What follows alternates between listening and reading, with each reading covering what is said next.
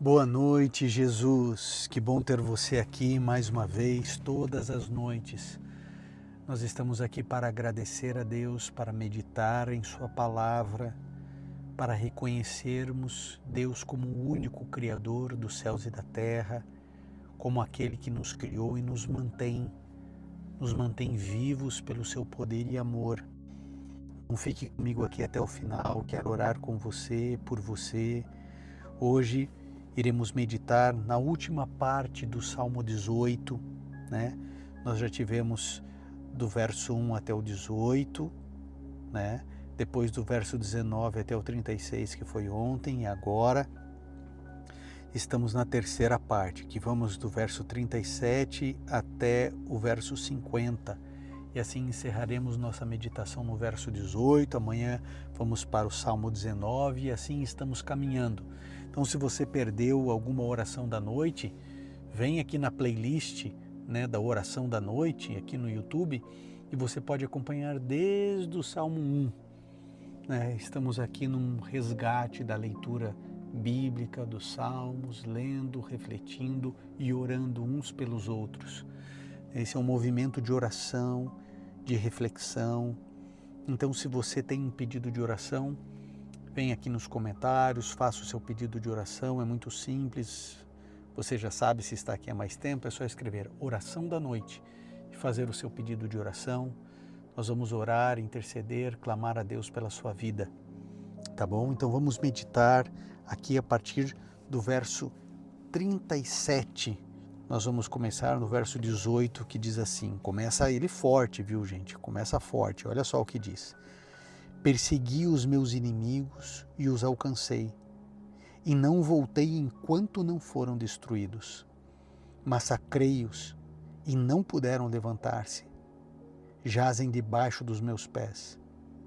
Deste-me força para o combate. Subjugaste os que se rebelaram contra mim. Puseste os meus inimigos em fuga e exterminei os que me odiavam.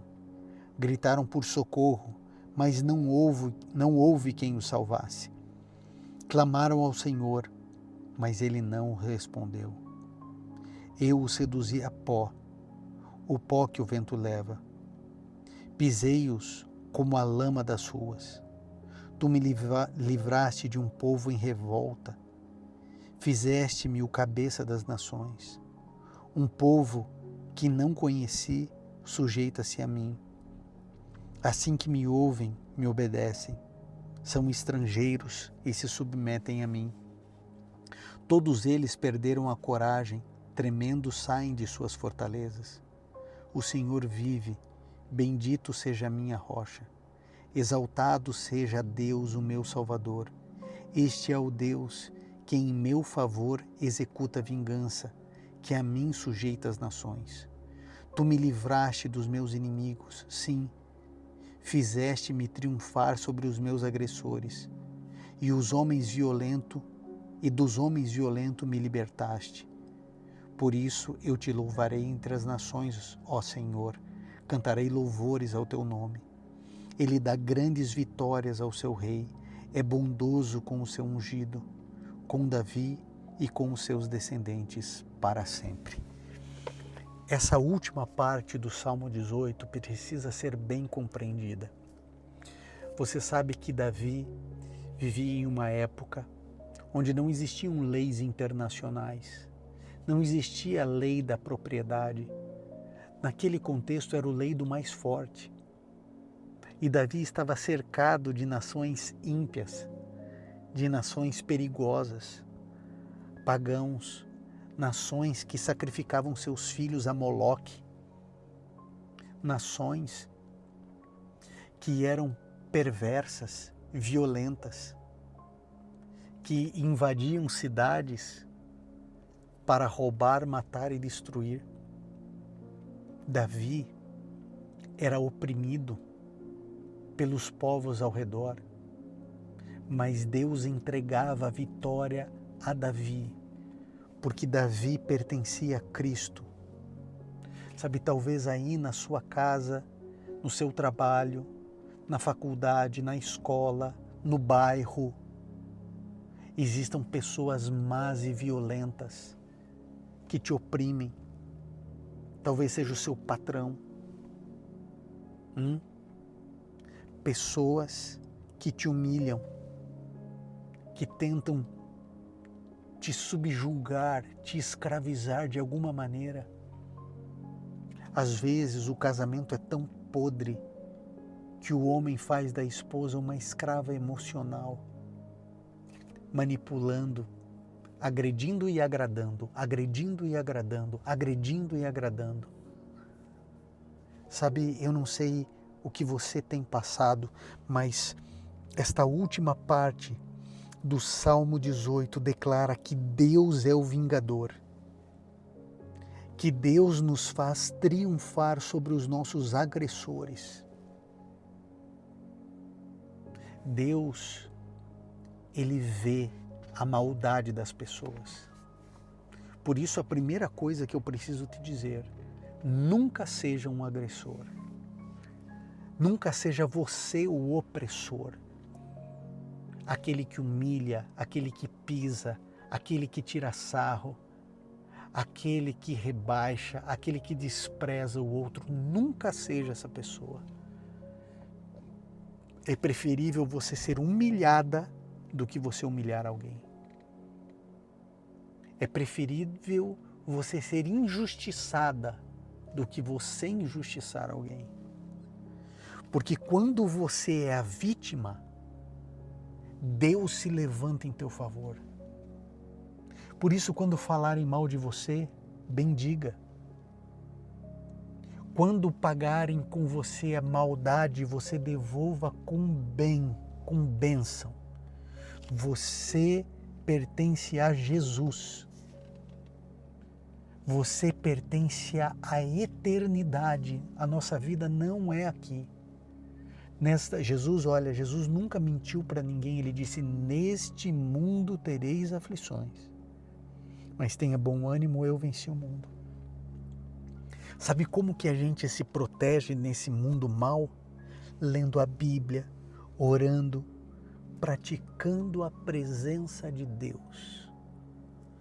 Coloque Deus como o centro de tudo na sua vida. Sabe tudo? Vai lavar a louça, vai conversando com Jesus. Pense assim, você está lavando aquela louça, né? Aí você fala assim, Senhor, assim como eu estou lavando esse prato, esse copo, lava o meu coração. Por favor, Senhora, assim como eu estou preparando essa refeição, esse arroz que vai alimentar a minha família, por favor, Senhor, que a Tua palavra me alimente. Tudo o que você fizer, você pode inserir Deus. Isso é praticar a presença de Deus. É Ele quem vai te defender dos teus agressores. É Ele quem vai trazer a solução de uma maneira incrível na sua vida, de maneira às vezes até sobrenatural, operando um milagre por você e para você. Então, creia, o Senhor vive e Ele é a sua rocha. O verso 47 do Salmo 18 diz, este é o Deus que em meu favor executa a vingança. Sim, a Bíblia diz que Deus é amor, que Deus é perdão, que Deus é misericórdia, Deus é graça, Deus é justiça, mas Ele também é vingador. Daqueles que são oprimidos, daqueles que são excluídos, daqueles que são desvalorizados, daqueles que são rebaixados, dos desprezados. Ele é o vingador. Por isso você entrega a tua vida a Ele.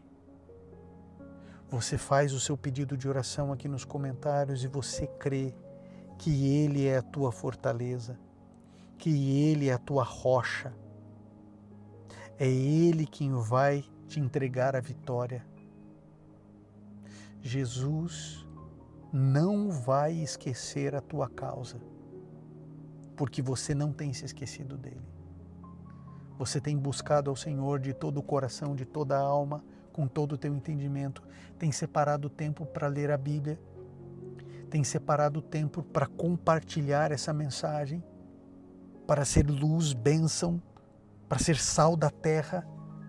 Quando você compartilha, você promove alegria no coração de Deus, porque você está se envolvendo na pregação do Evangelho.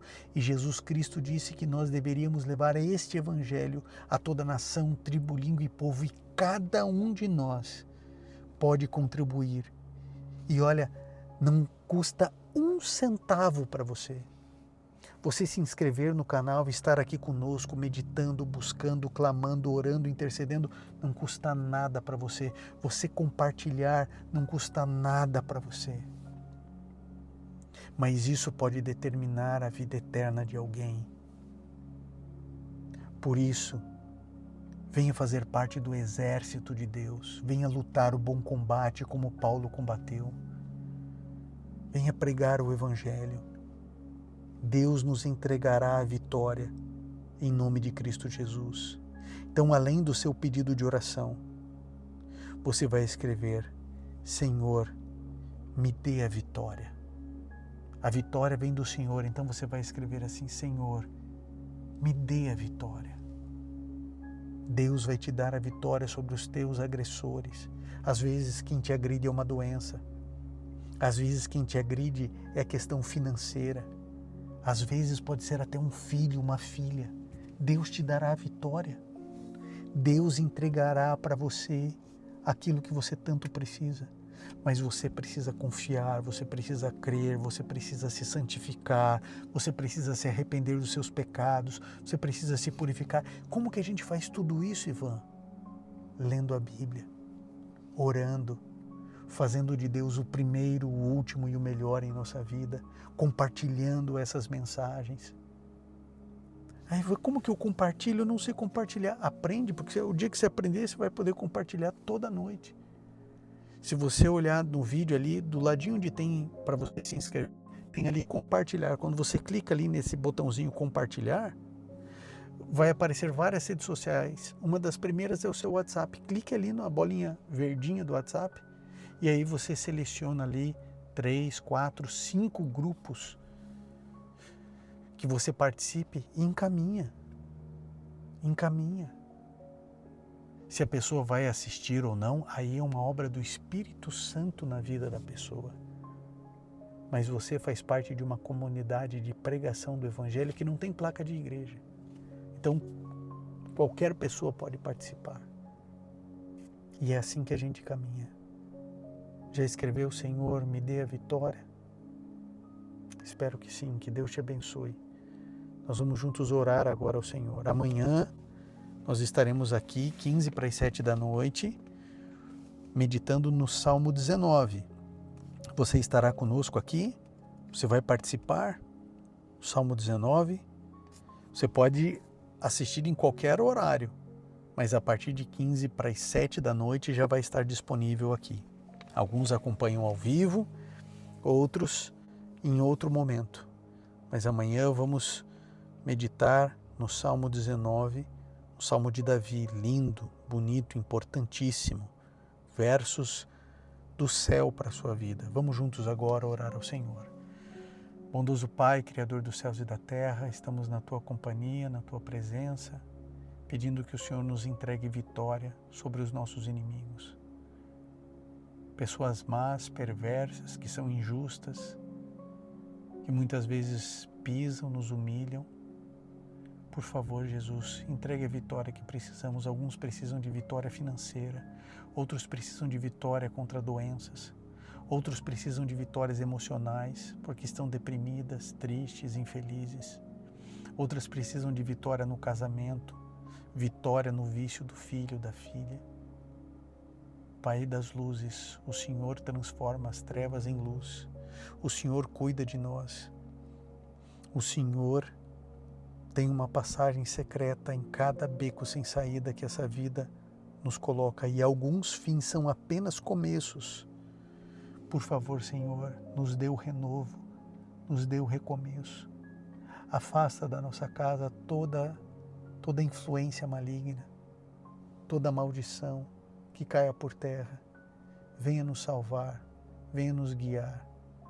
Traga, Senhor, esperança ao nosso coração. Renove as nossas forças.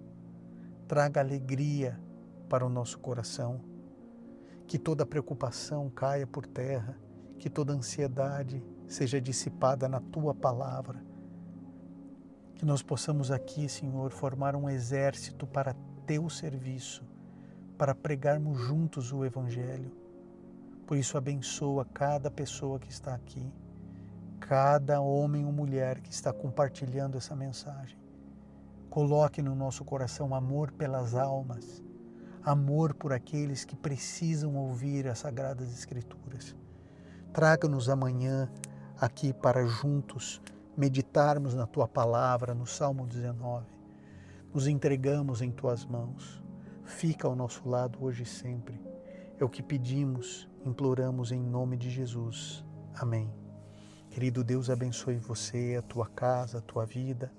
Te encontro amanhã. Se você nunca assistiu o Bom Dia Jesus, 15 para as 6 da manhã, já temos aqui um outro formato, mas sempre uma mensagem da Palavra de Deus. Quem começa o dia orando, termina o dia agradecendo. Esse ministério não para de alcançar mais e mais pessoas para Cristo. Obrigado a cada um de vocês. Eu vou colocar agora para você uma pregação, uma mensagem para você refletir na Palavra de Deus. Porque é muito fácil a gente dizer que ama Jesus, que ama a Deus, etc. Mas será que a gente sabe o que significa realmente amar a um ser que a gente nunca viu, nunca tocou, que nunca sentou ao nosso lado? Eu digo para Deus, eu falei assim, como que o Senhor quer que eu ame o Senhor acima de todas as coisas? Como que eu vou amar o Senhor mais do que eu amo meus filhos?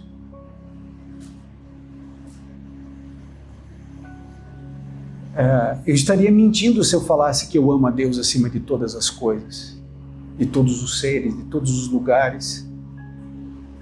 Eu preciso aprender a amar uma coisa que eu não vejo, um ser que eu acredito que existe pela fé, que é algo que vai além do sentimento, vai além da crença, que a gente nem consegue definir o que é a fé. A gente pode colocar 10 mil definições e ainda assim não entender o que é isso. Porque as coisas do Espírito se discernem pelo Espírito e dentro de mim existem duas naturezas, espiritual e carnal, e as coisas se confundem muito e eu já não sou muito inteligente. Então eu tenho limitações de comunicação com Deus, limitações sentimentais, eu tenho uma herança genética que me facilita algumas coisas e me dificulta outras tantas. Esses dois filhos aqui, eles só pensavam neles e nas necessidades deles. Não estavam nem aí para o pai. Um dia eu li uma frase que dizia assim, imagine que Deus não vai te dar mais nada. Pode parar de orar agora, porque Deus já vai chegar para você e vai falar assim, tudo o que você pediu eu não vou te dar. Você ainda assim conversaria com ele? Ainda assim você viria a uma igreja? Entendeu? Deus chega para você e fala assim, acabou, não me peça nada. Você está por conta, sozinho, não vou te dar nada. Você ainda assim diria que ama a Deus? Ou você, como provavelmente eu também faria, falar, peraí, não me ama, não me atende, não me responde, o que eu vou servir esse Deus? Então isso nos ajuda a perceber que talvez a gente não esteja tão longe desses dois. E o mais novo disse assim, sabe a herança? Então eu quero a minha parte antes do senhor morrer mesmo. Em outras palavras, você sabe, né? O senhor vivo ou morto, o senhor vale muito mais para mim morto do que vivo. Então, como eu não quero lhe matar, tem como resolver esse problema? Eu mato o senhor só na minha vida. Eu pego o que o senhor pode me dar e aí eu nunca mais falo com você. As nossas orações são assim. A gente apresenta para Deus, a gente comentou aqui, a gente apresenta para Deus o nosso problema e a gente já leva para Ele a forma como Ele tem que resolver. E o tempo, inclusive. Eu tenho exercitado a minha frágil intelectualidade a apresentar para Deus apenas o problema. Se Ele vai resolver, isso é da soberania dele. Como Ele vai resolver, se Ele decidir resolver, isso é da soberania dele. Então, eu simplesmente trago o problema. E eu digo assim, Senhor, esse é o meu problema. E acabou. Então eu não peço soluções da minha mente. Então, se eu tiver que, por exemplo, orar intercedendo pelo meu filho, pela minha filha, eu não vou dizer assim, olha, por favor, que o Senhor ajude o meu filho a encontrar uma boa moça para casar, que seja uma boa mãe, uma boa esposa. Aí eu falei assim, olha, Senhor, gostaria tanto que fosse a fulaninha, ela é tão cristã, tão isso, tão aquilo. Eu falei assim, Senhor, meu filho precisa casar. Que ele seja uma bênção para a esposa dele, que ela seja uma bênção, que o Senhor permita que a união deles venha através do teu Espírito e que isso aconteça quando o Senhor quiser, da forma como o Senhor desejar. E acabou. Porque Deus, ele não é manipulável, mas esses dois filhos aqui tentavam manipular o pai o tempo inteiro. O tempo todo. Me dá metade dos meus bens, ele repartiu entre os dois, e depois de um tempo ele foi para uma terra distante, claro, porque é para ficar longe do pai mesmo. Eu quero que o pai morra, então eu vou para uma terra muito distante, e Jesus, ele deixa aberto, a gente não sabe quanto tempo ele ficou longe do pai. Pode ser vários anos. Porque a reação do pai diz assim, olha, esse meu filho estava morto. Por quê? Porque há muito tempo não via. Então não foi assim, foi lá, gastou 3 meses depois, eu estou aqui. A sensação que eu tenho quando eu leio é que é muito tempo, porque assim, não sabia se estava vivo, se estava morto. Ele foi para uma terra distante, ninguém tinha notícia desse garoto. Está vivo ou está morto? Nunca mais apareceu, nunca mais voltou. Que fim levou fulano? Pensa num filho desaparecido. Uma tragédia, um filho que você não sabe onde está. Esse pai passa muito tempo sem saber onde é que está esse filho. O pai nunca deixou de amar, mesmo no seu egoísmo. E aí eles podia imaginar qualquer coisa, menos que ia ter uma crise econômica terrível no lugar onde ele estava. E aí ele começa a procurar alguma coisa, né, algum emprego, foi fazer uma coisa que ele nunca tinha feito na casa dele, que era trabalhar. Aí ele foi trabalhar e aí não tinha emprego, não tinha nada. Tem uma coisa que você pode fazer, o que é? Você vai cuidar de porco. Você pode imaginar o que é isso para um judeu? Quando Jesus conta essa história, você imagina ali os fariseus se incomodando, como assim? Esse cara vai cuidar de porco, a gente não toca em porco, porco é imundo, a gente não come porco, porco não pode, porco, como é que ele está trabalhando no porco? Pois é, Jesus estava querendo mostrar que ele estava na mente aqui daquela cultura, ele estava no fundo do poço. Estava lá cuidando do porco, só que ele tinha inveja do porco. Não sei se você já teve inveja de porco alguma vez. Pois é, esse era o momento do menino ali. Porque ele queria comer o que o porco comia. Mas ninguém dava nada para ele, nem a comida do porco. Então ele passava fome, porque longe do pai a gente sempre vai passar fome. E o mundo nunca vai te dar nada. Nem o que o porco recebe, você recebe.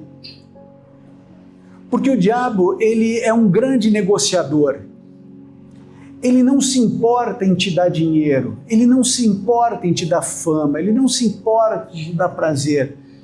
Só que tem um preço isso, ele cobra um preço alto, que é a tua destruição, destruição da tua família, destruição dos teus filhos. Ele vai te aprisionar em depressão, em tristeza, em droga, em casa de apostas. Mas ele te dá o que você procura. Qualquer coisa que você pedir para o diabo, ele pode te dar. Ele não vai te dar muito, não, porque ele é um bom negociador e a gente aceita as migalhas do diabo facilmente. Quando um indivíduo é muito resistente, ele aumenta a oferta. Mas como nós não somos exigentes, a gente aceita as migalhas que ele oferece e aí a gente descobre que tem um preço para pagar. A conta chega. E aí esse garoto, no meio dos porcos, mal cheiroso, passando fome, ele disse assim, mas peraí, até um empregado lá na casa do meu pai, ele tem o que comer, e eu não tenho nada. Aí, como ele continua sem amar o pai, e como ele continua sem conhecer quem é o pai, ele cria um discurso muito bonito.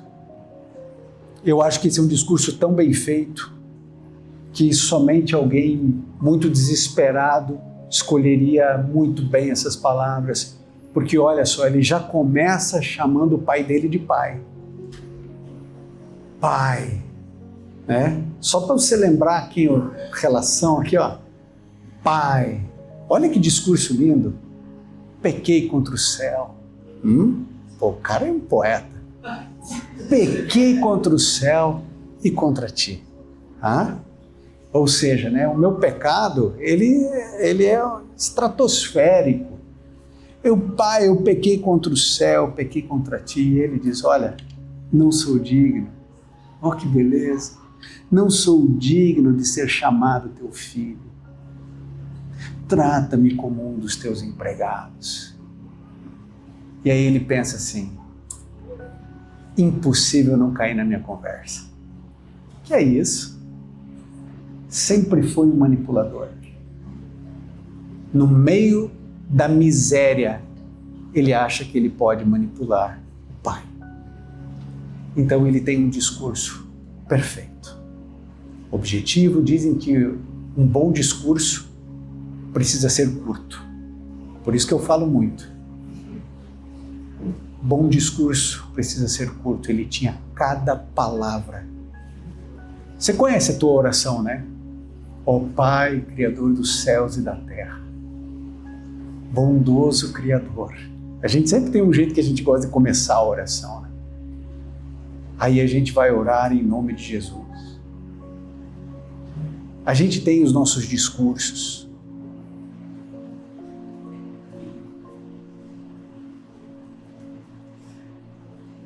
A Bíblia diz que ele se levantou e foi para o seu pai. Aí quando ele está chegando, o seu pai o viu ao longe. E o coração do pai se encheu de compaixão. E correu para o seu filho.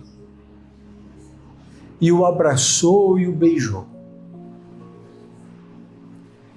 Se esse garoto tivesse um pingo de dignidade, ele pegava o discurso dele e não tirava do bolso, que não precisava mais.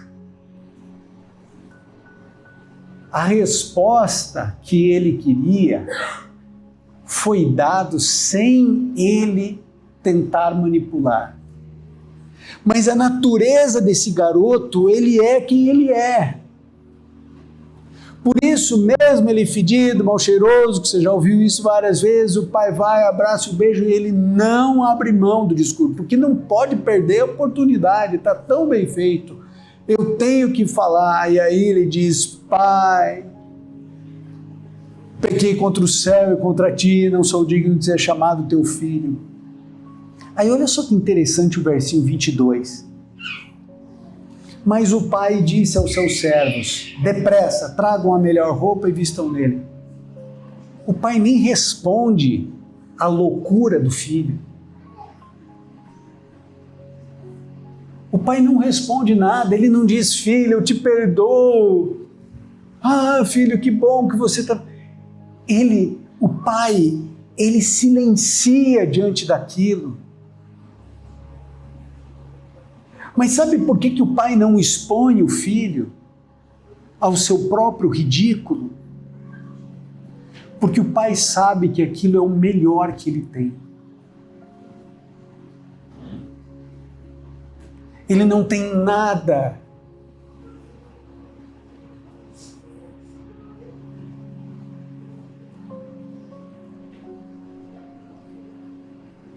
Isso aqui é o melhor dele.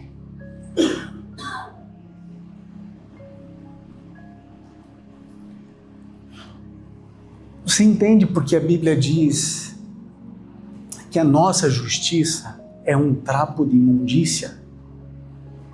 Eu fui atrás, dos entendidos, dos intelectuais, o que é esse tal de trapo de imundícia? Aí eu fiquei horrorizado com esse negócio, esse trapo de imundícia. Mas você já deve ter visto em algum momento da sua vida isso aí.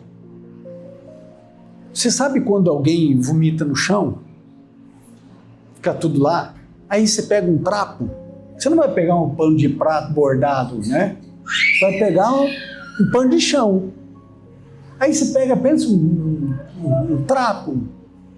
E aí você pega e você tenta, absorver todo o vômito, mas é muito vômito e o pano não dá conta de todo o vômito. Aí você vai assim, ó, isso aqui é o trapo de imundícia. Jesus diz assim: quando você devolve o seu dízimo e você acha que por causa disso você é justo, eu olho para o teu dízimo e eu vejo isso aqui.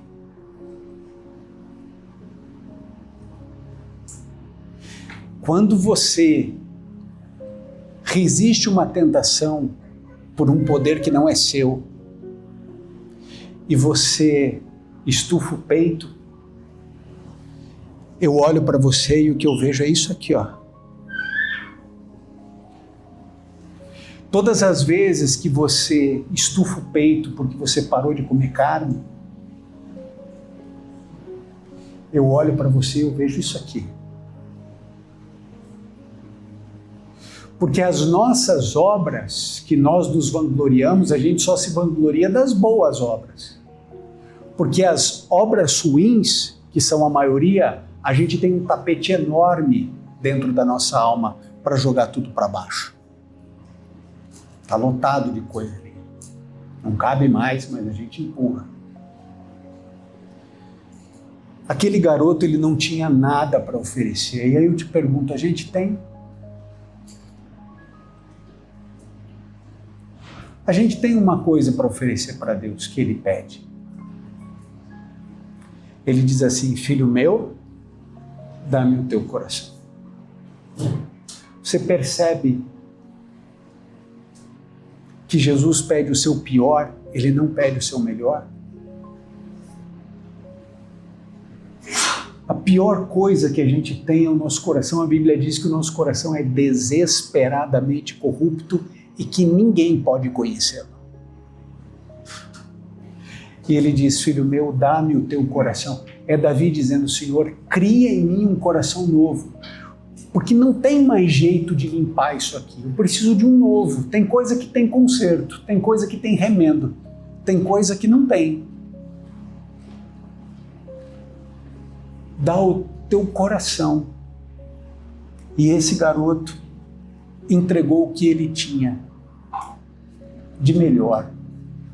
Só que o melhor dele é o pior. E aí olha só o que aconteceu. Começou o fundo musical, eu nem comecei a introdução da mensagem. Mas pode continuar que eu amo. Ixi, se eu dormir, vocês me acordam, que é tão bonito. Sabem, acontece aqui, ele diz assim: ó, traga a melhor roupa, traga o anel, traga a sandália, traz tudo, porque o amor do Pai é incondicional. Sabe o pecado que você vai cometer daqui a 2 meses e meio, que você nem sabe que vai cometer? Pois é, Deus já viu, Deus já perdoou. Porque a gente não conhece o Pai, né? Até porque se a gente conhecesse o Pai, a gente ia ser Deus também, né? coisas finitas não podem conhecer coisas infinitas na sua plenitude. Então a gente tem uma ideia de quem é Deus, mas a gente não conhece. Então a gente tenta colocar ele dentro da nossa arrogância, a ponto de a gente criar um estudo chamado teologia, estudo de Deus. Mas é? Estudo de Deus, Deus pode ser estudado, pode ser conhecido. E aí eu defino coisas de quem é o Pai, de quem é Deus.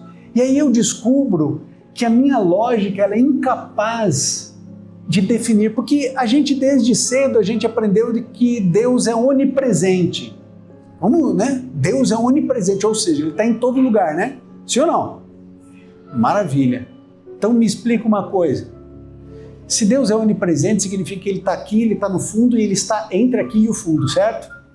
Então se Deus é onipresente, então Ele não se move. Concorda ou não?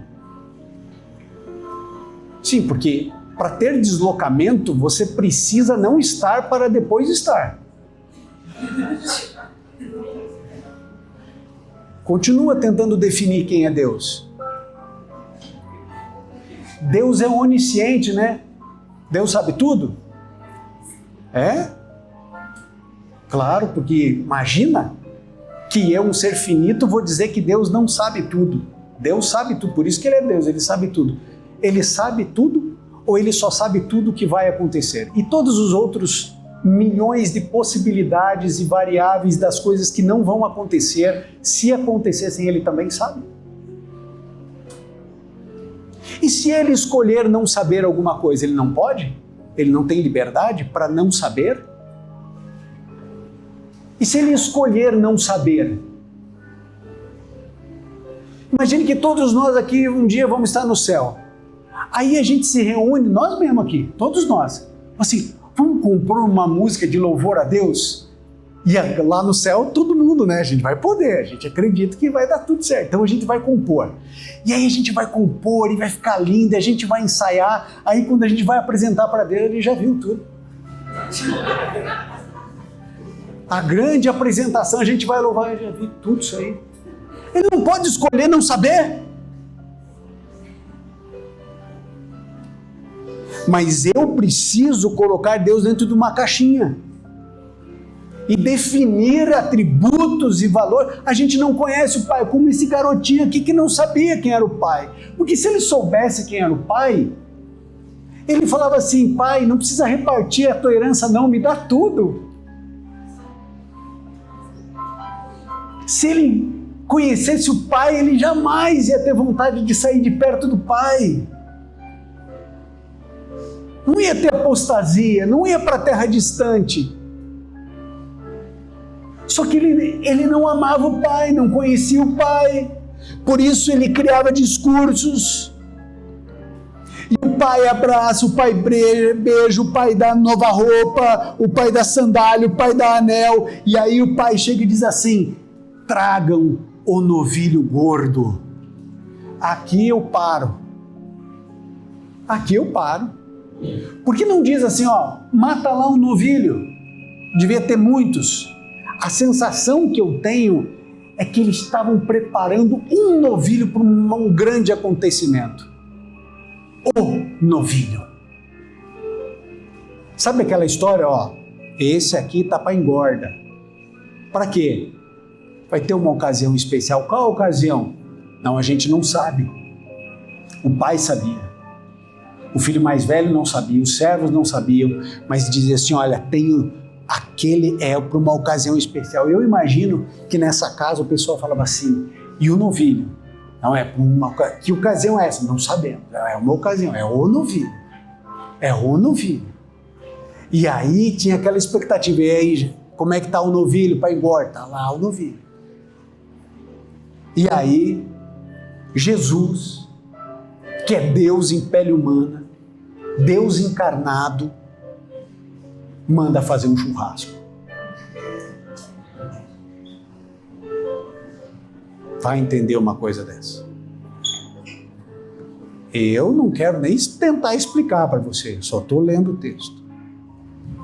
Vai fazer churrasco. E aí aparece o segundo filho. um mentiroso contumaz. É um mentiroso daqueles que não consegue ficar meia hora sem botar uma mentira junto.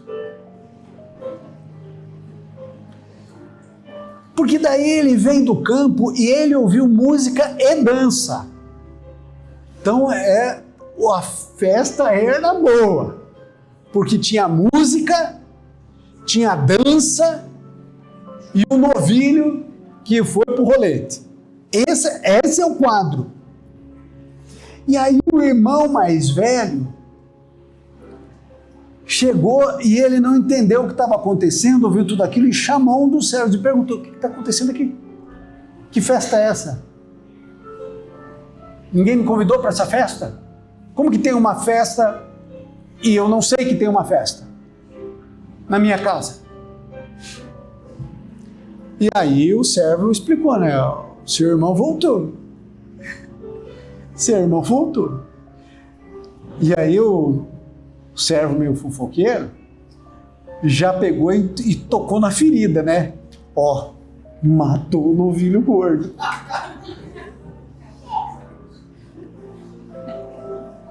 Primeiro que o filho mais novo voltar já era uma desgraça para ele. Porque se o cara não ama o pai, como é que vai amar o irmão? A Bíblia não diz isso para você? Você não ama o teu irmão, que você vê, que papo é esse que você ama a Deus? Não ama o pai, não ama o irmão, não ama o irmão, não ama o pai. E diz assim, ó, matou o novilho gordo, porque ele voltou são e salvo, ou seja, os dedos estão tudo lá, está são e salvo. E aí o filho mais velho, a Bíblia diz que ele se encheu de ira. E ele não quis entrar. Falou assim, eu não venho mais nessa igreja, viu? Aqui eu não ponho mais os pés. Por quê? Porque aqui é um lugar de injustiça. Porque aqui só valorizam quem tem dinheiro, porque aqui só valorizam não sei o quê, porque eu queria, todo mundo sabia que eu queria tal cargo, e ninguém me deu o cargo, e não sei o quê, e aqui eu não piso mais, porque eu não entro mais. Não entro mais. Porque eu quero pregar, ninguém quer deixar eu pregar, porque não me colocam na escala, eu não entro mais, aqui não funciona. E ele se encheu de ira e ele não quis entrar. Aí o pai que saiu pelo filho mais novo, agora sai pelo filho mais velho. Porque o pai ama o filho mais velho. E aí acontece uma sucessão de mentiras. E aí então o pai saiu e disse, e o filho disse para o pai, né? Olha, todos esses anos tenho trabalhado como um escravo a teu serviço, verdade ou mentira? Mentira! Mentira! Nunca desobedeci as tuas ordens, verdade ou mentira? Mentira! Mentira! Aí ele continua e diz assim, mas tu nunca me deste um cabrito para festejar com os meus amigos, verdade ou mentira? Mentira, a gente começou aqui assim, ele repartiu sua propriedade entre eles. Entre eles. Mentira! Porque ele quer manipular o pai, porque ele quer culpar o pai. Você é o culpado, você é injusto, porque você trata os teus filhos de maneira desigual. Porque você matou, ele vai dizer isso, você matou o novilho gordo. Desse teu filho, veja que ele não diz assim, meu irmão, o teu filho foi e gastou tudo com prostitutas. Como é que você sabe? Ele não estava em terra distante? Quem disse para você que foi isso que aconteceu? As vozes da tua cabeça, irmão mais velho. A Bíblia só diz que ele gastou dissolutamente. Quem coloca esse elemento é o irmão mais velho. Aliás, era o dever do irmão mais velho ter ido atrás do irmão mais novo. Mas nunca foi.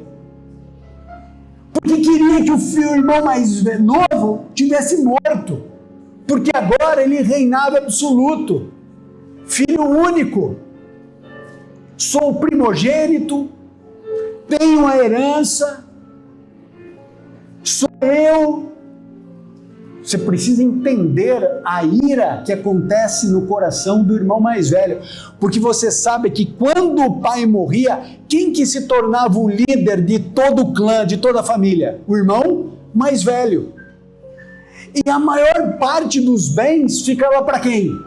Para o irmão mais velho. Agora, com a jogada política do mais novo, perdeu dinheiro. Ele não estava preocupado se aquele irmão mais novo era egoísta em relação ao pai, se o irmão mais novo queria que o pai morresse, é porque mexeu no bolso, na herança dele. O ódio era assim, ó, como que meu pai faz isso, que dá dinheiro, ainda estando vivo, está prejudicando a mim, está prejudicando a descendência da família, os nossos filhos, dos filhos e dos filhos e das gerações, por causa desse, ele, para mim que morra. E ele diz, você nunca matou um cabrito, você nunca fez nada. Mas quando esse teu filho volta, gastou com prostitutos, você mata o novilho gordo para ele. Que ele achava que seria para ele. E aí o verso 31 diz o seguinte, disse o pai, meu filho, você está sempre comigo. E tudo que eu tenho é teu.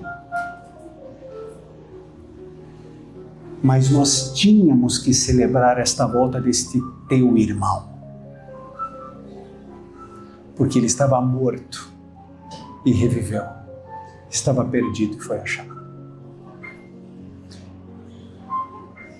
O nome de tudo isso aqui é amor incondicional. Deus continua percebendo os seus filhos, tentando manipulá-lo, comprar bênçãos, o tempo todo. Alguns são meio imaturos demais, eles querem comprar Deus com dinheiro. Então dá oferta, dá dízimo, vende carro, entrega na igreja. Me lembro que uma vez eu era pastor num lugar e a gente precisava colocar ar-condicionado na igreja. Aí um irmão chegou para mim e falou assim, olha, vou doar ar, todos os ares. Falei, nossa, que bom, não vou precisar nem fazer campanha. Falei, só tem uma coisa. Falei, o quê? Falei assim, eu quero que o senhor faça um agradecimento para mim lá na frente. Eu falei assim, eu faço. Mas me diz uma coisa aqui, irmão, você não acha? Eu olhei para ele, você não acha, assim, que o senhor sabe como é que é o ser humano, né? Será que eles não vão pensar que o senhor está fazendo isso só para aparecer? Será que alguém não vai pensar? Aí ele ficou me olhando assim. É melhor não agradecer. Então tá bom. A gente quer comprar a Deus, né? Agora, alguns de nós somos mais sofisticados na compra de Deus. A gente quer comprar a Deus ensinando a Bíblia para outros. Parando de assistir dorama, a gente tenta comprar a Deus com essa moeda. Está em alta no mercado. Senhor, se o Senhor fizer isso, ó, nunca mais coreanos na minha vida. Tem gente que não tira essa moeda do bolso, né, para comprar a Deus. Aí fala assim, deixa essa aqui, tem menos valor, vou oferecer essa aqui. Aí a gente tenta comprar a Deus, né, com os nossos discursos. A gente quer as sandálias de Deus, a gente quer o anel, a gente quer a roupa mais cara, a gente quer as bênçãos do céu. Lembra um pouco Lúcifer, né? Porque Lúcifer, ele queria a glória de Deus, ele não queria servir como Deus, né? Nunca quis ser como Deus. Ele só queria as honras e as glórias. Nunca quis ser como Deus, porque Deus ele existe para servir. Ele nunca quis ser como Deus. E a gente também não quer ser semelhante a Jesus. A gente quer o que ele pode oferecer para a gente. E quando as coisas não dão certas, e quando eu vejo que o Abinal está recebendo muito mais bênçãos do que eu olho e falo assim, como é que é? Por que a barba dele enche, a minha não? Senhor, eu já preguei mais de 10 mil sermões, o Senhor nunca me deu a voz dele, Senhor. Por que ele tem e eu não tenho? Isso é injusto. O Senhor não me chamou para pregar, então me desse uma voz melhorzinha. O Senhor não me chamou para pregar, por que eu sou ruim em todas as matérias que eu fiz de qualquer coisa na minha vida? Por que eu tenho dislexia e eu não consigo ler o texto? Lá em casa é uma piada, porque a hora que eu vou ler a Bíblia, todo mundo com a mesma versão, eu tiro palavra, ponho palavra, acrescento parágrafo, tiro, e eu estou lendo a Bíblia. E eles lá rindo, até que eu falo, li errado, aí eu tenho que parar, reler, é isso aí mesmo. Não consigo pôr o ponto, a vírgula, começo a ler empolgado, aí não tem uma vírgula, eu pus ponto, tinha ponto, não vi, passei por cima. O senhor podia pelo menos me ajudar a ler, ia me ajudar bastante aqui, economizar tempo. E aí a gente olha sempre o gramado mais verde do outro. A família do outro é mais feliz. Quem me dera que eu tivesse o teu problema. Porque o meu problema é sempre mais dolorido que o do outro. É sempre mais urgente. E é difícil a gente reconhecer o que Deus faz pra gente. E por nós.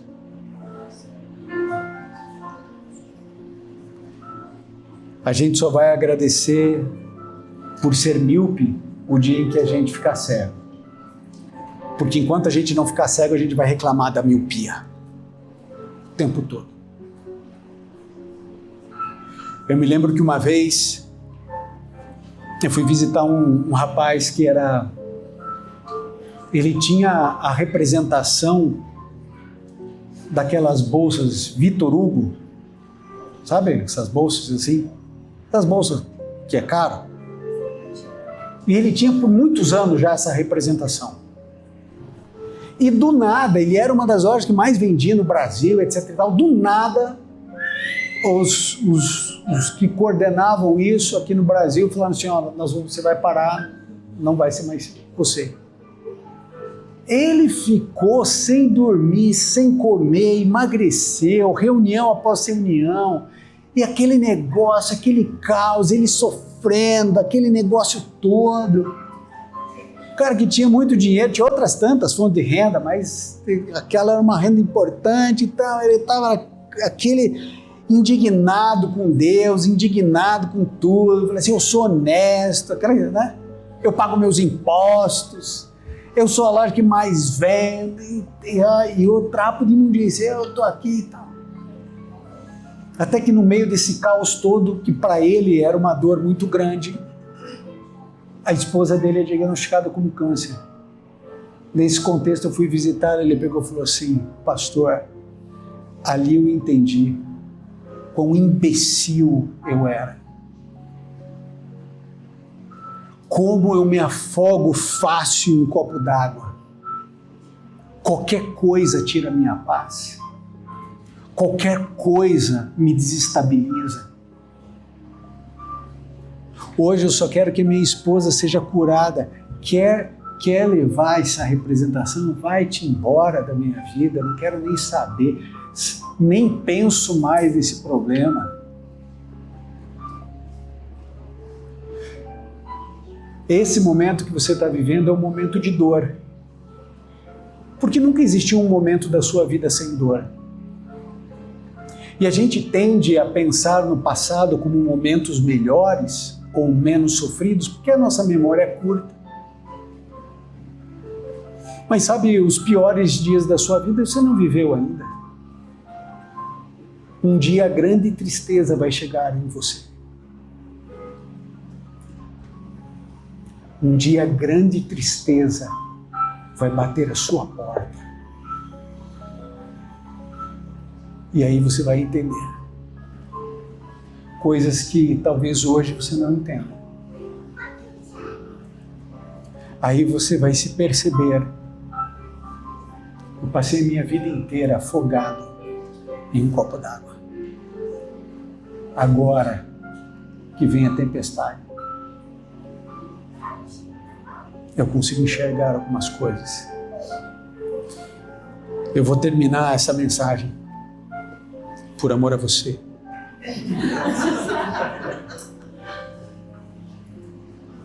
Mas eu quero dizer uma coisa.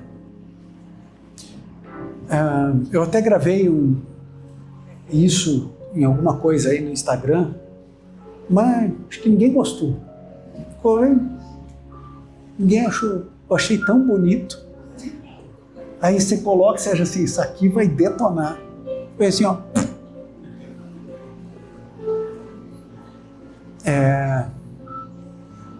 Eu descobri, lendo nessas coisas aí que a gente lê, que na época de Jesus tinham vários costumes, né, coisas diferentes do que a gente tem hoje e tal. Diz que tinha uma situação social bem diferente. E que era um negocinho assim que uma das grandes honras naquela época era você receber alguém na sua casa. Hoje a gente torce para ninguém aparecer, né? Aproveita que não veio e não venha, né? Mas naquela época, receber alguém era uma honra, assim, um negócio que a gente talvez não entenda, né, o impacto disso. Mas era uma grande honra.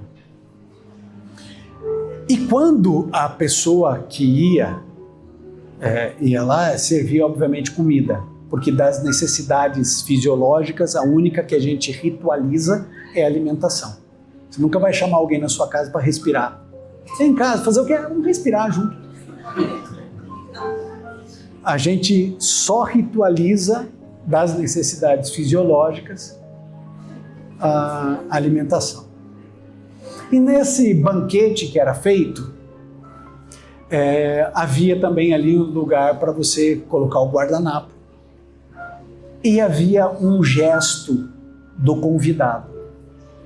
Se ele se sentiu muito bem, se aquela casa fosse realmente hospitaleira, se aquela casa fosse um lugar aprazível, e fosse assim algo que realmente tivesse encantado e ele gostou da comida, ele, após toda a refeição, ele pegaria o guardanapo e ele dobraria. Era um gesto social. Com aquele gesto, ele estava dizendo assim: eu amei ter estado aqui.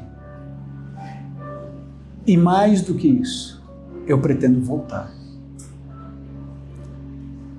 Quando eu li isso, eu entendi por que Jesus dobrou os lençóis quando ressuscitou.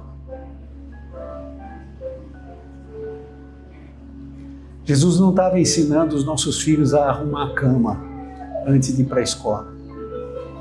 Ele tinha alguma coisa mais profunda para ensinar. Ele dobrou os lençóis e a Bíblia faz questão de mencionar isso, porque todo judeu entendeu a mensagem. Jesus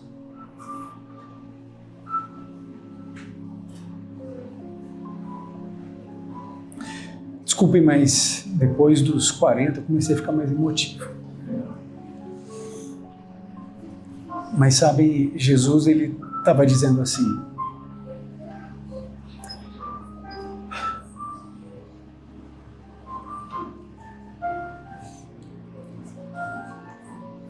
eu amei ter estado com vocês.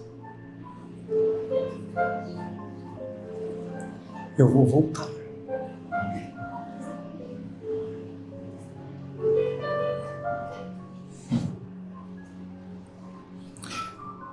O mais incrível de tudo isso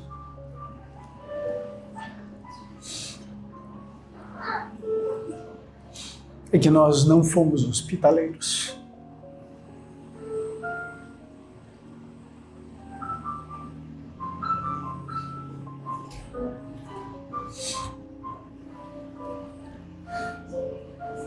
Se fosse pela nossa vontade, Jesus teria morrido muito antes do que morreu.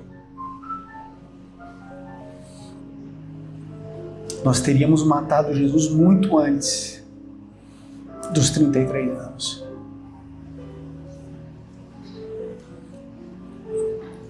Mas Jesus amou ser um de nós.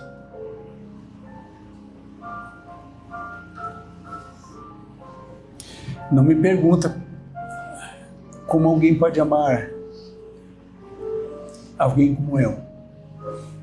Mas ele amou. Incondicionalmente.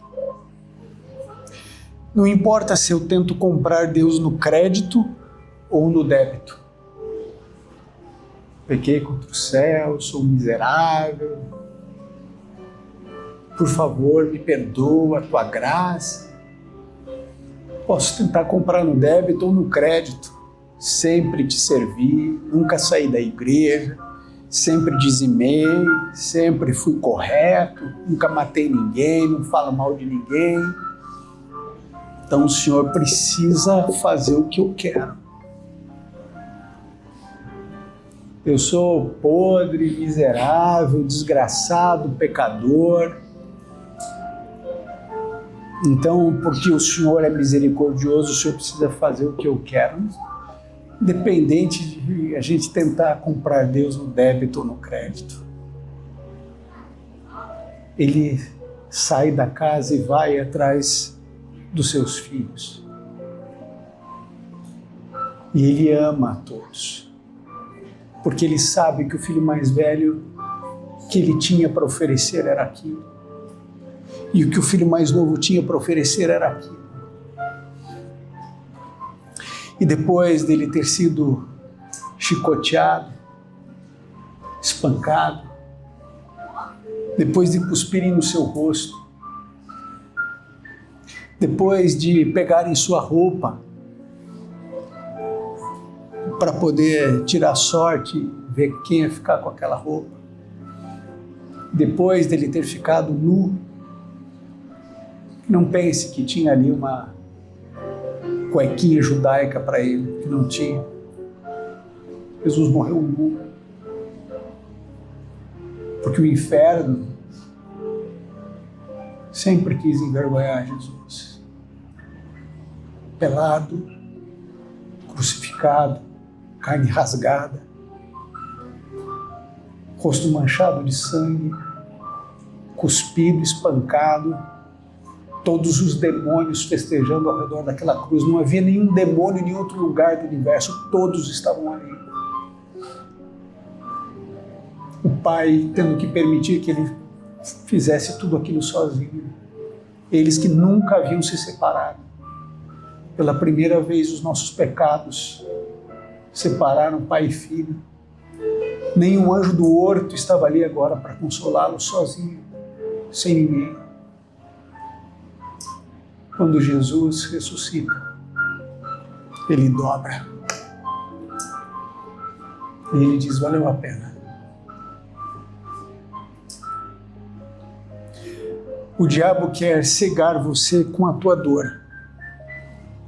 Ele quer pegar a tua depressão, a tua tristeza, a tua dívida, a tua separação, o teu divórcio. Ele quer cegar você de tal maneira que você não veja o Pai. Que você não acredite nisso aqui. E ele tem conseguido sucesso em muitos corações, mas ele não precisa lograr sucesso em você. Você pode dizer a partir de agora, eu não me curvo mais à dor. Eu não me curvo mais ao sofrimento. Levante-se do meio dos porcos. Vá com todas as tuas incoerências, com toda a sua insatisfação, se achegue ao Pai com todo o sentimento de injustiça que porventura você tenha, porque o Pai sempre vai te abraçar, sempre vai te beijar. Ele entende que a gente não consegue ser quem a gente gostaria de ser, que a gente é quem a gente conseguiu ser. Querido Deus, abençoe você. A melhor mensagem eu deixei para a noite, que eu acho que consegue trazer luz a tudo isso que a gente viu. E se você for tocado pelo Espírito Santo, porque se o Espírito Santo não te chamar para vir aqui à noite, não venha. Talvez ele queira você em outro lugar, que para você vai ser melhor, mas se ele falar ao seu coração, você é convidado a estar. Porque mais uma vez teremos tempo para repartir a palavra. Evangelismo é isso, é um mendigo mostrando para outro mendigo onde encontrar pão. Eu espero que você saia daqui alimentado e que à noite também sejamos alimentados pelo Senhor. Deus nos abençoe. Pode ficar em pé, vamos juntos orar.